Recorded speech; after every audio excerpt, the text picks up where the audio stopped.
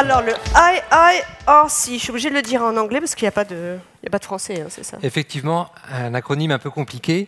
Et je vais vous parler aujourd'hui de manière très positive d'une démarche qui est faite au niveau international entre les entreprises, les investisseurs, les ONG, la société civile au niveau global. Donc c'est quelque chose de très positif et de long terme, c'est le reporting intégré. Alors qu'est-ce que le reporting intégré ? Le reporting intégré, c'est l'idée de dire aujourd'hui que la vision que l'on a de l'entreprise est parcellaire. On a d'un côté une vision sur les éléments financiers, de l'autre sur les éléments extra-financiers.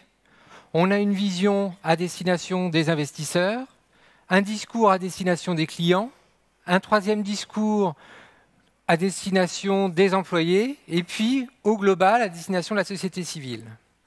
Or, on est parti du constat, avec les crises de 2008 et de 2011, que finalement, cette vision de l'entreprise était archaïque. On ne peut pas réfléchir uniquement de manière parcellaire et voir l'entreprise comme un acteur de la société uniquement sur l'angle financier ou uniquement sur l'angle d'apport extra-financier.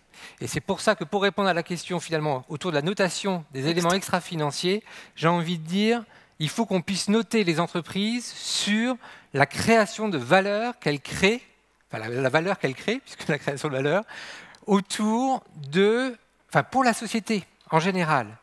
Et quand je parle de la société en général, c'est bien entendu de ses actionnaires, mais aussi de ses employés, de ses clients et de toutes les communautés. Alors pourquoi est-ce qu'on réfléchit au niveau international à cette problématique ? Aujourd'hui, vous avez énormément de normes qui sont soit au niveau international, partagées, soit au niveau local, avec des normes comptables, des normes environnementales. Et nous, l'idée au sein de l'IIRC, c'est de dire, voilà, posons-nous un moment, réfléchissons à un nouveau modèle de communication autour de la création de valeur et du business model de l'entreprise.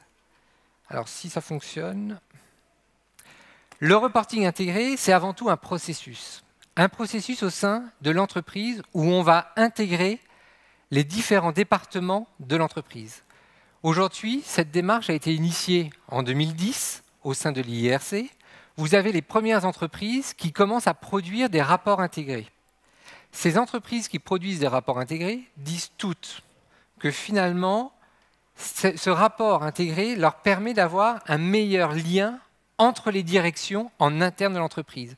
Chaque direction, chaque business model, on s'aperçoit aujourd'hui qu'au niveau des entreprises, le business model, il n'y en a pas un seul, mais il y a des business models, d'accord, avec des business units différentes. Comment est-ce que chacune de ces business units aide finalement à créer de la valeur au niveau global? Vous prenez des entreprises comme Vivendi, d'accord, on a vu ces derniers temps dans la presse en France, Vivendi a plusieurs modèles économiques. Comment est-ce que l'agrégation de ces modèles économiques permet de créer de la valeur au sein d'une même entreprise? Vous avez ensuite la production du rapport annuel. Alors si je faisais un sondage dans cette salle sur le nombre de personnes qui ont lu des rapports annuels d'entreprise, il y aurait peut-être 2/3 des personnes qui vont dire « oui, j'ai lu un rapport annuel d'entreprise ». Si je fais maintenant le sondage en disant « est-ce que vous avez lu la totalité du rapport annuel d'une entreprise ?» Là, je suis pratiquement persuadé que finalement, j'ai au moins les 3/4 des mains qui vont descendre, parce que personne aujourd'hui, sauf les investisseurs vraiment qui ont besoin de lire les rapports annuels, dans le détail, arrive à trouver une information synthétique, d'accord, qui met en valeur les vrais éléments de l'entreprise, de sa stratégie pour le futur. Donc l'idée du reporting intégré, c'est de dire communiquons maintenant plus uniquement sur le passé, sur les résultats annuels de l'entreprise, sur les éléments financiers d'un côté, sur les actions extra-financières de l'autre côté, mais réfléchissons comment l'entreprise va se positionner dans le futur, dans son écosystème, va définir une stratégie dans son écosystème pour créer de la valeur ajoutée. Et ce rapport annuel, l'idée, c'est de le réduire. Aujourd'hui, les rapports annuels sont de 800, 1000 pages, les documents de référence sont extrêmement touffus. Ben, comment est-ce qu'on peut réduire cette information pour que ça serve, que ça donne le bon niveau d'information, ça concentre l'esprit sur les informations importantes, tout en donnant une information fiable, juste et pérenne. Et je reviendrai après sur la problématique autour des indicateurs et sur la mesure et la valorisation, d'accord, des différentes actions de l'entreprise. Alors comment est-ce qu'on a travaillé pour définir un cadre de référence? Ce qui est important aussi aujourd'hui, c'est de se dire, autour de ce reporting intégré, de cet integrated reporting, c'est de se dire comment est-ce qu'on travaille pour définir un cadre de référence. On n'a pas voulu définir une nouvelle norme. Il y a énormément de normes qui existent, je vous l'ai dit tout à l'heure. L'idée, c'est de partir sur la base du volontariat. On a, depuis 2010, créé l'IIRC sous l'égide de la Fondation du Prince Charles. Donc là, il y avait effectivement un côté autour l'importance donnée aux questions environnementales. Et sous l'égide du Prince Charles, on a décidé de travailler en commun avec des grandes entreprises au niveau international et les investisseurs. L'idée, ce n'était pas de travailler d'un côté les entreprises, de l'autre de demander aux investisseurs de quelles informations vous avez besoin, puis après de demander aux ONG, mais finalement vous, qu'est-ce qui vous intéresse dans les informations autour des entreprises? C'est de se dire, mettons tous ces groupes autour d'une même table et construisons ensemble le nouveau reporting pour le futur, un reporting qui donne une bonne vision réelle et concrète de la valeur ajoutée pour la société et de la transformation des capitaux de la société, par l'entreprise. De ces réflexions est sorti un cadre de référence. La première version du cadre de référence a été publiée en 2012. Vous avez une nouvelle version après qu'il y ait eu plusieurs interventions des différents groupes de travail. Une nouvelle version qui a été publiée le 16 avril 2013. Cette version est publique, vous pouvez la trouver sur le site de l'IIRC. Et on a incité les entreprises qui participent à la démarche, mais aussi tous les représentants, j'allais dire institutionnels, les investisseurs et les ONG, à critiquer cette première version du cadre de référence. Comment est-ce qu'on peut l'améliorer ensemble? Cette période de consultation s'est terminée au mois de juillet. Et là, donc, il y a toute la période de correction, d'accord, pour améliorer ce cadre de référence. Et ensuite, le cadre de référence a vocation à être publié à partir de décembre. Décembre 2013, publication du cadre de référence autour du reporting intégré. Et là, c'est la nouvelle histoire qui commence. Ce n'est pas du tout, j'allais dire, la fin, c'est, voilà, on a livré un cadre de référence. Vous noterez que je dis cadre de référence et pas référentiel, puisqu'on est sur j'allais dire, une démarche volontaire des entreprises. Elles peuvent très bien prendre une partie des éléments de ce cadre de référence et pas la totalité pour être, j'allais dire, estampillées conforme au reporting intégré. Il n'y a pas besoin, aujourd'hui, de répondre à la totalité des principes et des critères du reporting intégré. Qu'est-ce que le reporting intégré? Comme je viens de vous le mentionner, on se projette et on parle, alors c'est vrai que cette pieuvre est un petit peu complexe, mais on se projette et on parle de la création de valeur de l'entreprise. La création de valeur de l'entreprise, c'est la manière dont l'entreprise va exploiter les 6 formes de capitaux qu'elle utilise. Chaque entreprise ne va pas exploiter les 6 formes. D'accord ? Il y a des entreprises qui vont exploiter avant tout le capital intellectuel, le capital humain, le capital social. D'autres entreprises vont être beaucoup plus sur le capital industriel. D'accord ? Tout va dépendre du business model originel de l'entreprise.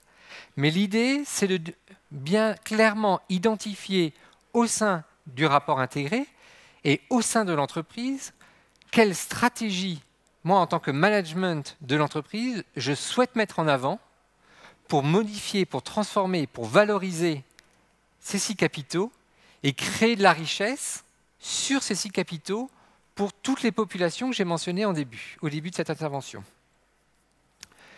À l'intérieur, bien entendu, il va falloir décrire ces activités, décrire aussi la manière dont l'entreprise va exploiter la valeur créée sur chacune de ces activités. Typiquement, aujourd'hui, vous avez dans les rapports extra-financiers de belles parties, j'ai envie de dire, sur les actions menées par les fondations des entreprises. Vous avez dans les rapports extra-financiers des informations autour de la formation des personnels.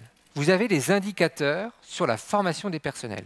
C'est très intéressant de savoir que l'entreprise A forme son personnel tant d'heures par an, ou que même par employé, chaque employé a reçu tant d'heures de formation. Mais finalement, quel apport cela a pour l'entreprise, pour le personnel? Vous avez des démarches autour des communautés. Les entreprises, sur leur marché, mènent des actions. Par exemple, j'ai une grande entreprise dans l'agroalimentaire qui va mener des actions pour aider des communautés locales, avec des programmes alimentaires. Mais finalement, quelle valeur ajoutée pour l'entreprise? Il y a une valeur ajoutée pour la communauté, ça c'est ce qui est le plus facile à mesurer, mais quel est le retour sur investissement pour l'entreprise? Et c'est finalement ce que l'on souhaite développer au sein de ce reporting intégré, une vision transverse sur tous les métiers autour de la création de valeur. Donc le reporting intégré, si on résume, c'est une notation extra fine, c'est-à-dire on a des critères sur le profit, des critères sur le social, sur l'environnement. On fait de ça des investissements et on transforme ça en investissement pour l'entreprise, mais quel est l'intérêt finalement à ce qu'elle communique? Quel bienfait va-t-elle en retirer? À qui veut-elle s'adresser en faisant ça? Aujourd'hui, la priorité, ce sont les investisseurs. Il ne faut pas se leurrer. Le rapport intégré, aujourd'hui, va d'abord concerner les investisseurs, mais nous voulons, et nous avons défini comme principe du reporting intégré, qu'il soit lisible et concis. Pourquoi lisible et concis? Parce qu'on souhaite que toutes les populations concernées et qui s'intéressent à l'entreprise puissent comprendre le business model de l'entreprise. Ce n'est pas normal que finalement, en 2010, on se soit, en France, on a été surpris que certains secteurs d'activité soient en totale décroissance. On l'a découvert pratiquement du jour au lendemain parce qu'une entreprise A ou une entreprise B avait des difficultés financières. Ben ça, c'est plus possible aujourd'hui. On doit donner à toutes les populations, y compris les employés, une vision et une visibilité sur la stratégie de l'entreprise et surtout sur la manière dont elle va interagir dans son écosystème. Donc ça, c'est l'idée du capitalisme patient, mettre du long terme dans les indicateurs, inciter les entreprises à voir plus loin. Exactement, à donner cette vision sur non pas le court terme, non pas qu'est-ce que je vais faire dans les 6 prochains mois, mais exactement comment est-ce que je compte investir sur les prochaines années. Alors là, vous allez tout de suite me dire, Alexandra, mais finalement, la confidentialité des informations. Ben, j'allais vous dire, mais qu'est-ce qu'elles vous disent, les entreprises, là, lorsque vous leur présentez votre démarche?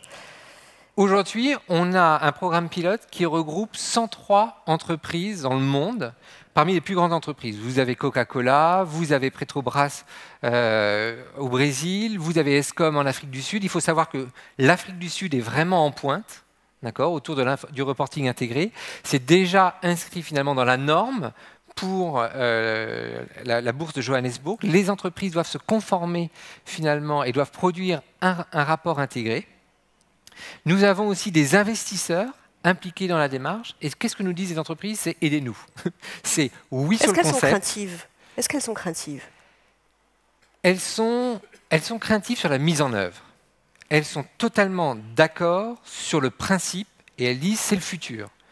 On doit évoluer. On ne peut plus produire des rapports aussi épais que peu de gens lisent. Il faut qu'on avance. Mais en revanche, comment le faire? Comment aujourd'hui, qu'est-ce que, par exemple, une information importante, comment sélectionner le bon niveau d'information dans mon rapport intégré? Un exemple. Un exemple, aujourd'hui, sur la stratégie de l'entreprise, pourquoi est-ce que je vais mettre en exergue la stratégie sur une business unit particulière par rapport à une autre? Parce que l'environnement va évoluer, va avoir un impact plus important sur telle business unit, par exemple. Donc on va faire des focalisations, mais volontaires de la part du management. Ça ne veut pas dire qu'on va ausculter, et c'est le risque, justement, et c'est sur quoi nous travaillons actuellement, ça ne veut pas dire qu'on va ausculter les autres informations. Mais c'est une mise en valeur de l'information cruciale sur l'entreprise, sur son avenir. Vous dites aussi qu'elles ont peur, les entreprises, de perdre un peu de confidentialité des données, de ce qu'elles font. En même temps, sur la formation des employés, ce n'est pas hyper confidentiel. Quand on éclaire une démarche sur la formation, sur l'environnement. Alors justement, là, elles ont effectivement sur la formation, sur l'environnement, sur les actions, au contraire, sur les actions des fondations, elles sont plutôt prolixes, les entreprises. Voilà, elles ont envie de communiquer dessus. C'est sur leur stratégie. Et le véritable enjeu, il est autour de la vision, sur la vision pérenne que l'on va avoir de l'entreprise. L'anxiété des entreprises, c'est est-ce que je vais être redevable dans le futur? Est-ce que moi, en tant que management de l'entreprise, je vais pouvoir avoir des employés, des clients ou la société civile qui, dans 5 ans, va pouvoir revenir vers moi et va pouvoir engager des actions légales pour dire « Vous m'avez dit ça il y a 5 ans, ça ne s'est pas produit. Vous m'avez menti. » Donc ça, il y a un vrai travail à faire autour de ces notions avec les entreprises. Il y a aussi un vrai travail à faire avec les personnes qui vont donner de l'assurance sur ces reporting intégrés, c'est-à-dire les certificateurs. Si on veut asseoir la crédibilité du rapport intégré des entreprises, il va forcément falloir à un moment un regard externe pour évaluer le rapport intégré. Et là, on est encore au début de la démarche. On est dans les prochaines étapes, voilà, c'est ça? On est dans les prochaines étapes de mise en œuvre. Donc décembre 2013, publication du premier cadre donc mondial, référence internationale. Exactement. Pour le rapport intégré. Et après, les défis, les prochaines étapes? Les prochaines étapes, c'est aider au sein des différents pays les entreprises à le mettre en œuvre. Aujourd'hui, vous avez par exemple SAP qui a déjà publié son reporting intégré. Une première version. Elle est encore largement perfective, mais c'est déjà une première version. Vous avez Escom en Afrique du Sud, Novo Nordisk, qui ont publié des reportings intégrés. L'idée, c'est comment est-ce qu'on va pouvoir aider les entreprises à fédérer aussi en interne les différentes business units autour du reporting intégré. Ce qu'il faut savoir, c'est que aujourd'hui, moi je m'occupe plutôt du marché français, j'ai envie de dire, des entreprises françaises. J'ai tous les directeurs de RSE, en fait, qui sont hyper preneurs de la démarche. Les directeurs financiers... RSE, responsabilité sociale et environnementale. Oui. Pour les acronymes. Pour les acronymes, tout à fait. Les directeurs financiers, un petit peu plus frileux. Mais tous me disent, mais comment est-ce qu'on va réussir à convaincre notre management? Comment est-ce qu'on va réussir à convaincre le patron d'une business unit de travailler autour du reporting intégré? C'est ça le véritable challenge que l'on doit adresser dans les 6 prochains mois. Et j'entends que pour l'instant, c'est une démarche volontaire. C'est une démarche totalement volontaire, mais qui prend. Et l'idée, c'est de dire, les acteurs doivent se mettre d'accord au préalable avant qu'il y ait des normes. On veut que les investisseurs, les entreprises puissent dialoguer. J'ai entendu les différentes interventions précédentes. On a beaucoup critiqué la finance. Certes, la finance est perfectible. Ce n'est pas mon débat aujourd'hui. Mais nous, notre volonté, c'est de travailler avec tous les acteurs. On a besoin, dans le monde de l'entreprise, des investisseurs. On a besoin aussi de répondre à leurs attentes et de leur donner une meilleure vision. Donc on doit travailler de manière concertée et de manière intégrée. Nick Landreau, sur le reporting intégré. Un chemin possible. Merci à vous. Merci.